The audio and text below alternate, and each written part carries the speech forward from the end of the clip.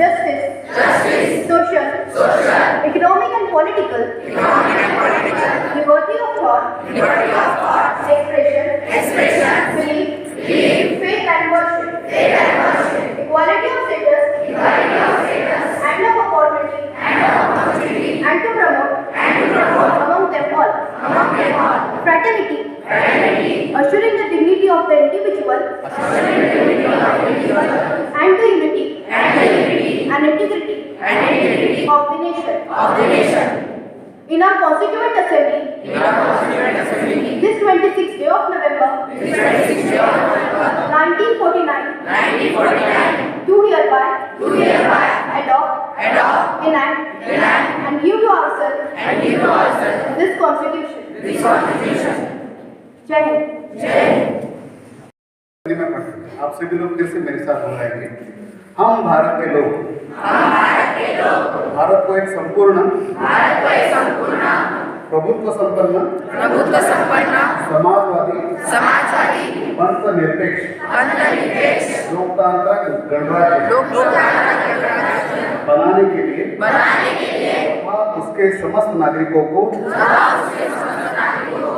सामाजिक, आर्थिक और राजनीतिक न्याय, विचार की अभिव्यक्ति, विश्वास, धर्म और उपासना की स्वतंत्रता, प्रतिष्ठा और अवसर की समानता प्राप्त करने के लिए तथा उन सब में व्यक्ति की गरिमा और राष्ट्र की एकता और अखंडता सुनिश्चित करने वाली बंधुता बढ़ाने के लिए दृढ़ संकल्प होकर अपनी इस संविधान सभा में आज तारीख 26 नवंबर 1949 मिति मार्गशीर्ष शुक्ल सप्तमी 2006 विक्रमी को एकतवार इस संविधान को अंगीकृत अधिनियमित और आत्मसर्पित करते हैं।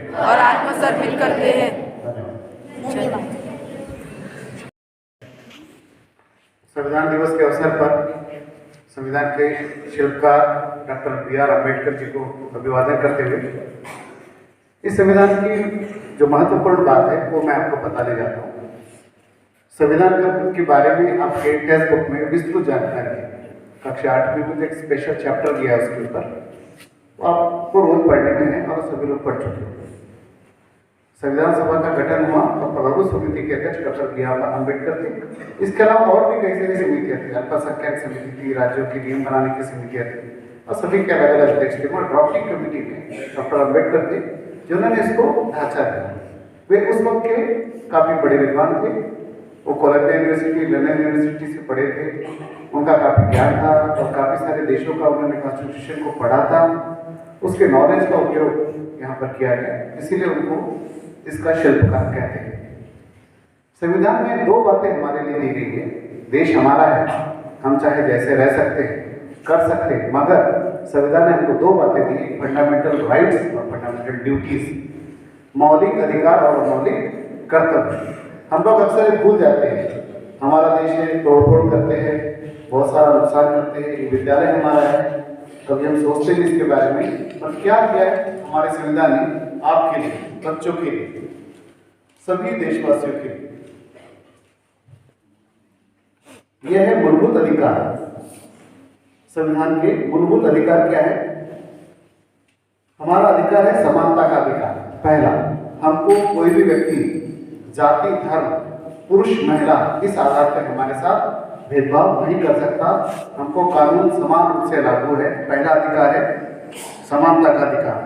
दूसरा अधिकार है स्वतंत्रता का अधिकार, अभिव्यक्ति की स्वतंत्रता, भाषण की स्वतंत्रता, बोलने की आजादी, लिखने की आजादी और किसी देश में नहीं है जितना भारत में है। ठीक है। इसके बाद है शोषण के विरुद्ध अधिकार। किसी भी प्रकार का शोषण होने पे आप उसके लिए न्याय मांग सकते हैं, आप उसके लिए लड़ सकते हैं। बाल श्रम करना अपराध है। किसी भी प्रकार के शोषण के विरुद्ध का आपको कानूनी अधिकार दिया गया है। धार्मिक स्वतंत्रता का अधिकार, आप अपने धर्म की उपासना कर सकते हैं, उसके लिए जो भी आपको बनाना है कर सकते हैं, उसके लिए आपको पूरी आज़ादी है। हमारा देश इसे एक धर्म का नहीं, देश धर्मनिरपेक्ष राष्ट्र है। उसके बाद 5वां अधिकार है सांस्कृतिक और शैक्षणिक अधिकार। आप अपनी संस्कृति, अपनी भाषा रक्षा कर सकते हैं, उसके लिए सांस्कृतिक संस्थान खोल सकते हैं। इस तरह का अधिकार है सांस्कृतिक और शैक्षणिक अधिकार। और लास्ट है संवैधानिक उपचार का अधिकार। आपके ऊपर कोई भी किसी भी प्रकार का अन्याय होता है तो आप उसके लिए न्यायालय में जा सकते हैं, न्याय मांग सकते हैं, कानून आपकी पूरी हेल्प करेगा, उसको बोलते हैं संवैधानिक अधिकार, उपचार।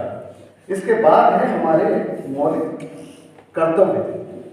कर्तव्य को हम लोग भूल जाते हैं, हमेशा हम बोलते हैं कि मेरा अधिकार है, ये मेरा अधिकार है, वो अधिकार। कर्तव्य क्या है? कर्तव्य है संविधान का पालन करना, उसके आदर्शों की, उसके संस्था की, राष्ट्रीय ध्वज, राष्ट्रीय प्रतीकों की रक्षा करना, उसका आदर करना, भारत की संप्रभुता, एकता और अखंडता की रक्षा के लिए प्रयास करना, देश की रक्षा करना और आह्वान होने पर राष्ट्र की सेवा करना।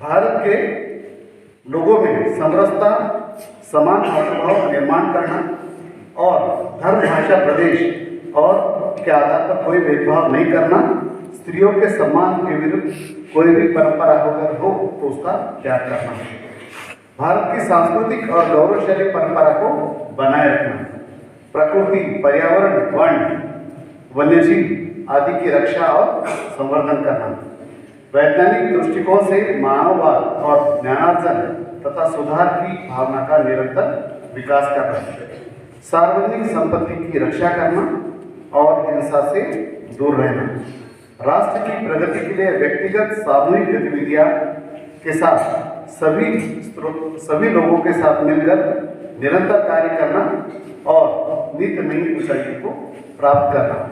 और आखिरी में एक संशोधन और जोड़ा गया था, इसको 86वां संशोधन बोलते हैं, 2002 में किया गया था। ये था 6 वर्ष से 14 वर्ष के बच्चों के लिए शिक्षा का अधिकार। तो बच्चों, हमको संविधान दिवस के अवसर पर इन सभी मौलिक कर्तव्य और मौलिक अधिकार को एक बार जरूर पढ़ना चाहिए। मैं चाहूँगा कि आप क्लास में भी इसका एक बार पढ़ें और इसको ज्ञात करें और इसका पालन करने की कोशिश करें। यही मेरा आज के लिए संदेश है आपको। धन्यवाद।